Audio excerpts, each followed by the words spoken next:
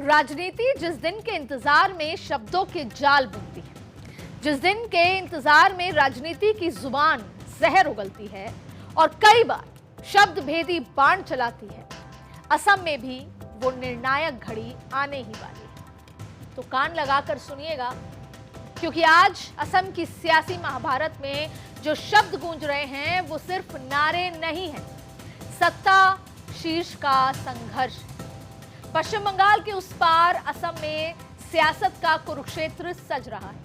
नेताओं की नगरी में असम की चर्चाएं जोरों शोरों पर है। बीजेपी तीसरी बार जीत के लिए बेताब है, तो कांग्रेस 2016 के बाद से वापसी का हिसाब लगा रही है। करीब आते इन चुनाव को देख और नेताओं की बातें सुनकर मुझे याद आती हैं वो दो लाइनें जो कभी राहत इंदौरी साहब ने कही कि सरहदों पर बहुत तनाव है क्या, सरहदों पर बहुत तनाव है क्या, पता करो चुनाव है क्या। तो साहब सही समझे आप, असम में भी सियासत सरहदों को पार कर रही है।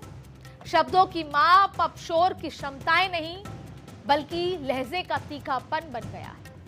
और इसी सियासी लड़ाई में अगर कांग्रेस के पास 10 साल की एंटी इनकम्बेंसी का ब्रह्मास्त्र है, तो बीजेपी नेताओं के तर्कश में भी दो ब्रह्मास्त्र संजोए हैं, पॉपुलिज्म और पोलराइजेशन। ये दो शब्द भर नहीं है, ये पूरी रणनीति। ये बीजेपी का वो P2 प्लान है जिसके जरिए पार्टी असम में सत्ता की चाबी तीसरी बार कब्जाने के सपने संजोए हुए। पर क्या है ये रास्ता और क्या ये इतना आसान है, या फिर इस बार कांग्रेस कुछ अलग करने की तैयारी में? तो आज के पॉलिटिकल कॉरिडोर में मैं इसी प्लान को डिकोड करूंगी, असम के चुनावी माहौल पे चर्चा करूंगी और बताऊंगी आपको कि चुनावी शोर में मियां वर्सेस मियां पर जोर क्यों हो रहा है। बांग्लादेश से जो लोग आए हैं वो लोग अपने आप को ही मियां बोलते हैं। मैं तो वो नाम नहीं दिया है, वो तो खुद ही वो नाम लिया है। वही लोग खुद बोला है कि हमें मियां बोलिए। मियां कविता लिखा है, मियां पोएम लिखा है, ये नाम थोड़े मैंने दिया हूँ। मैं अगर मियां मियां करो, वो भी असमिया असमिया करे, आपत्ति क्या है। राजनीति के तराजू में हर एक बात का अपना मोल होता है। अब असम की सियासी सरगर्मी अगर देखें और असम की सियासी सरजमी पर शब्दों की गहराइयों को समझें तो पता चलेगा कि मियां और मुसलमान आज सिर्फ पहचान के शब्द नहीं रहे, बल्कि अब ये राजनीति की सबसे धारदार भाषा बन चुकी और असम बन चुका है सियासत का वो प्रयोगशाला जहां मियां वर्सेस मियां की नई रणनीति पर नए समीकरण तैयार किए जा रहे हैं। और इसके लिए हेमंत बिश्व शर्मा अपनी उनकी तरफ से जो बातें कही जा रही हैं, उनके बयानों में जो चीजें निकल कर आ रही हैं, उसके साथ उठता है एक सवाल, वो ये कि क्या असम के सभी मुसलमान एक जैसे हैं?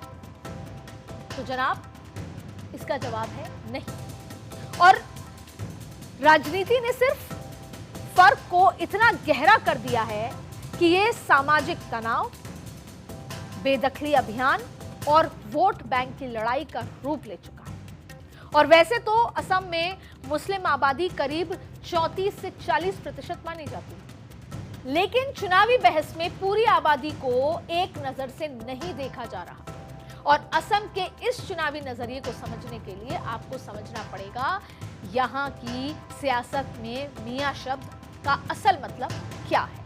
सियासत के इस तराजू में एक पलड़े पर असम के मूल निवासी यानी वो मुसलमान हैं जिनकी जड़ें सदियों से वहां की हैं, पुरानी जड़ें, वो भारत के ही नागरिक हैं।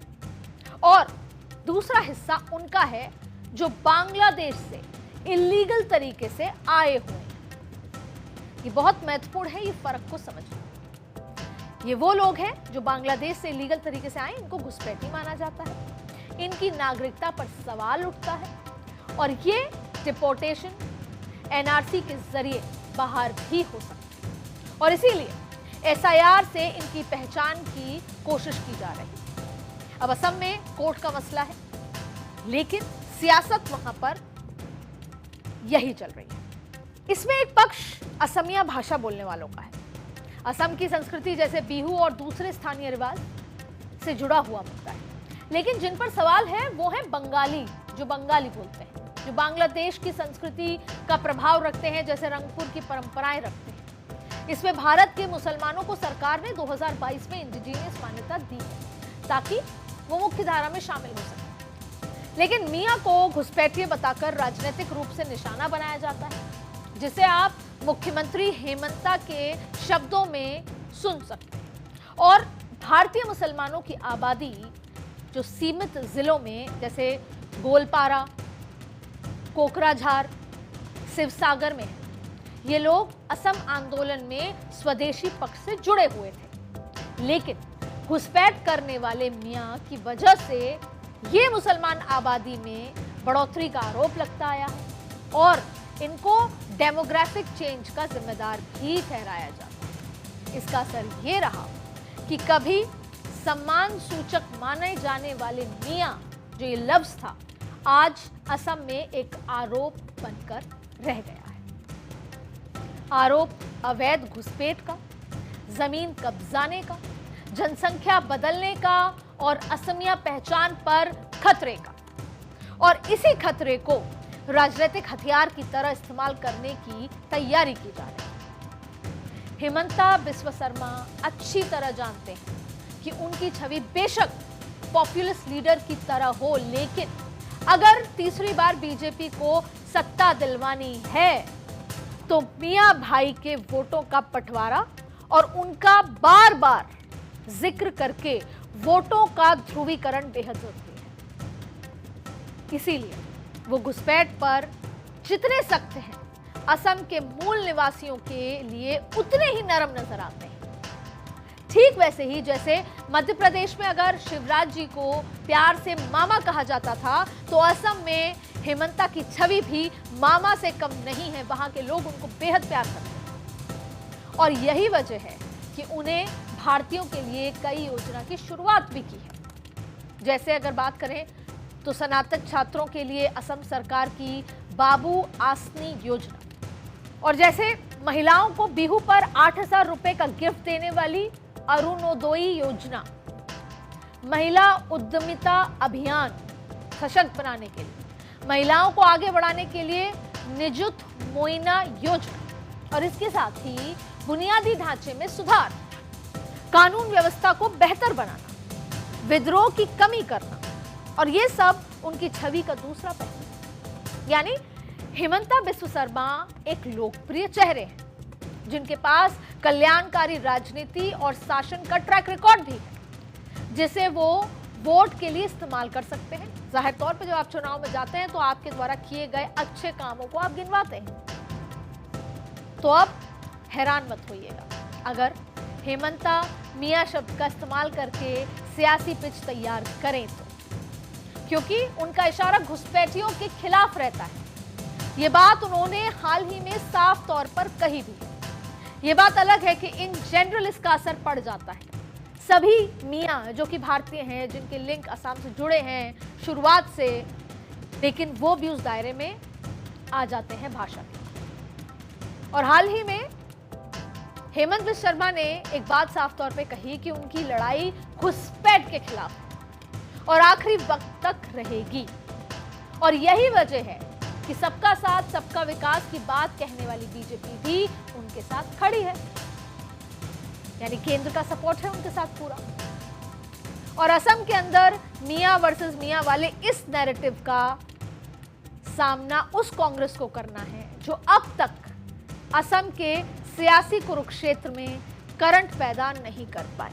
हालांकि जब आप इस ध्रुवीकरण की राजनीति में आते हैं तो किसको कब फायदा हो, कोई एक धर्म या समाज का वोट अगर एकजुट हो जाता है किसी पार्टी के खिलाफ या साथ, तो पूरा गेम चेंज हो जाता है। कांग्रेस मेहनत करके कोशिश कर सकती है कि मियां वर्सेस मियां के नैरेटिव में सारे मियाओं को जो वोट अगर करे तो वो एकजुट होकर कांग्रेस के साथ आ जाए, लेकिन इसमें राइडर यह है कि कांग्रेस को मेहनत करनी पड़ेगी, कांग्रेस की दिल्ली की लीडरशिप को वहां जाकर मेहनत करनी पड़ेगी, उनको विश्वास दिलाना होगा।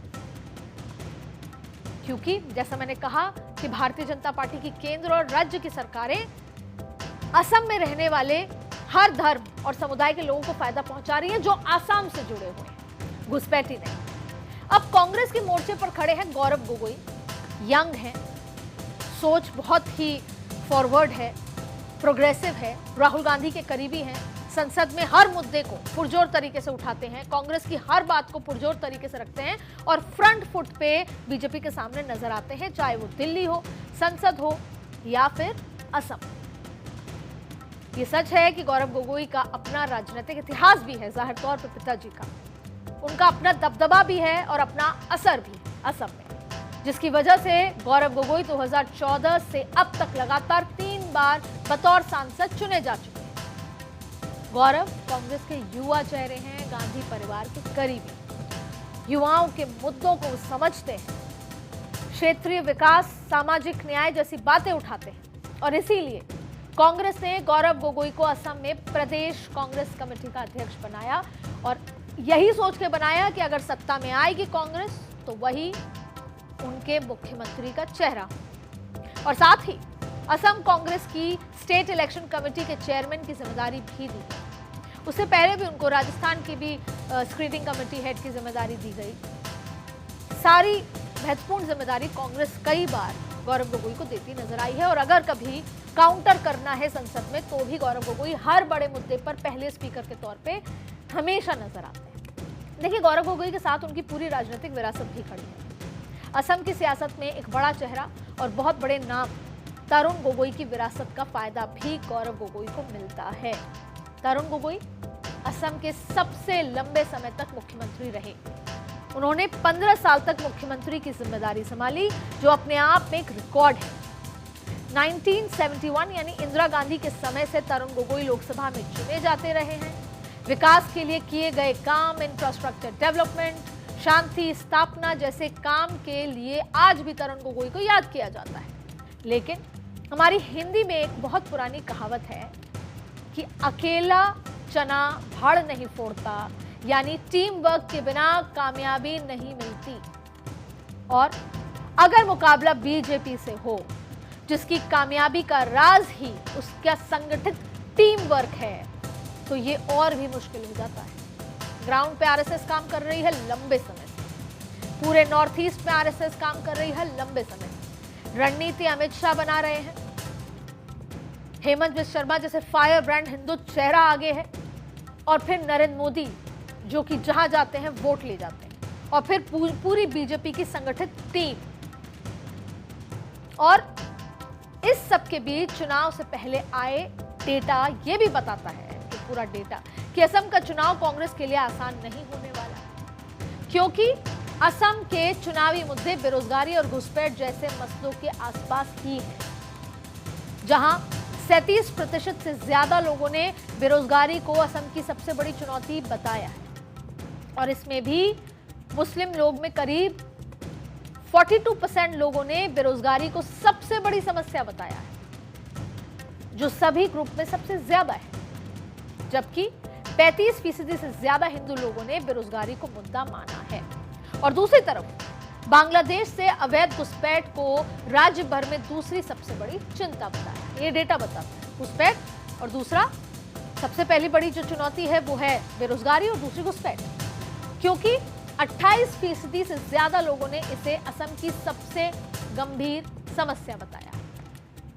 जब कोई घुसपैठ आके उस धरती को, जमीन को, राज्य को अपना मान लेता है तो संसाधनों का बंटवारा हो जाता है। बंगाल में हुआ, असम में हो रहा है, और भारतीय जनता पार्टी दोनों राज्यों में बताने की कोशिश करती है कि जब तक घुसपैठ रहेंगे आपकी तरक्की नहीं हो सकती। सरकार 80 करोड़ लोगों को फ्री राशन बांटती है, लेकिन जितनी भी सरकार के द्वारा योजना है वो बंटती है, सब में बंटती है, जो कि सिर्फ आपको मिल सकती थी, भारत के नागरिकों को मिल सकती थी, वो घुसपैठियों को भी मिलती है।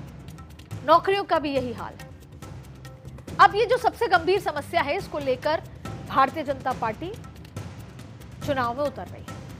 हालांकि समुदायों के बीच एक बड़ा फर्क दिखता है, क्योंकि हिंदू वोटरों में 40% से ज्यादा लोग अवैध घुसपैठ को राज्य की सबसे बड़ी चुनौती मानते हैं और अन्य कैटेगरी के 32% से ज्यादा प्रतिशत लोगों ने इस मुद्दे को प्राथमिकता दी।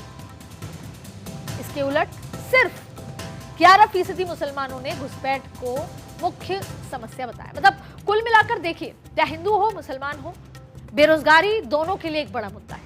लेकिन जब बात घुसपैठ की है तो मुसलमान केवल 11% हैं जो मानते हैं कि हाँ ये एक मुद्दा है, मुख्य मुद्दा।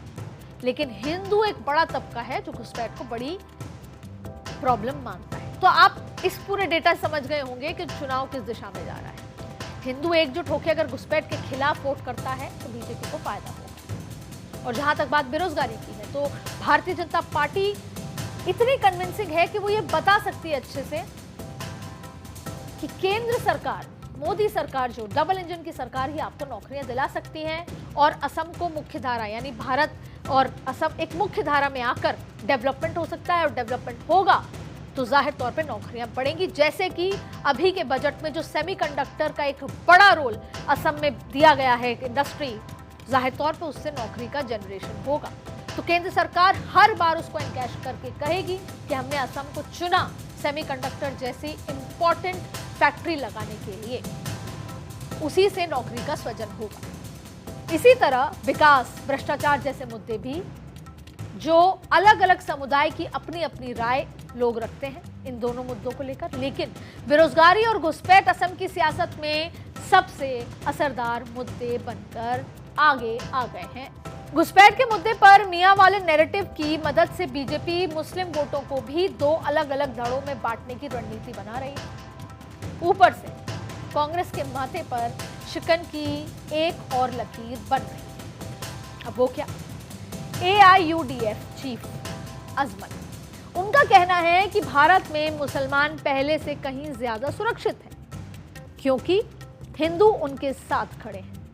लेकिन उन्होंने सीएम हेमंता बिस्वा शर्मा की मियां पॉलिटिक्स की आलोचना की है और मुसलमानों से बीजेपी को वोट ना देने की अपील भी की।